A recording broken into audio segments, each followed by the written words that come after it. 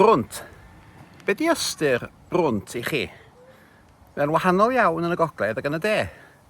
Yn y de, mae brwnt yn golygu budur, dirty. Mae'r llestri'n frwnt, neu mae dy wyneb di'n frwnt, pethau felly. Yn y gogledd, mae brwnt yn golygu rhywbeth gwahanol iawn, ac mae eisiau bod yn ofalus. Mae'n wir allwch chi gael dillad brwnt a waren frwnt yn y de. Ond yn y gogledd, mae'n golygu rhywbeth nes at cas, creulon, ddim yn neis.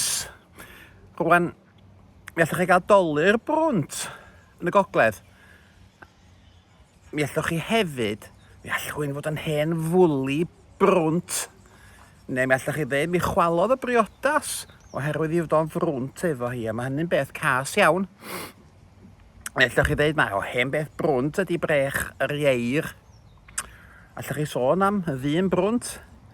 Ond mae dynes front y ffurf yn y waith. Golygu rhywbeth fi'n bach mwy amheus. Rwan, y môn, ac ella mewn llefydd eraill, mi glywch chi sôn. Mae yna fran I bob bran, a 2 fran I fran front. Felly dyna fo. Gogs, os da chi'n mynd i'r de ac yn dweud bod rhywun yn frwnt, mae'n golygu dim budur, ond bod nhw'n gas.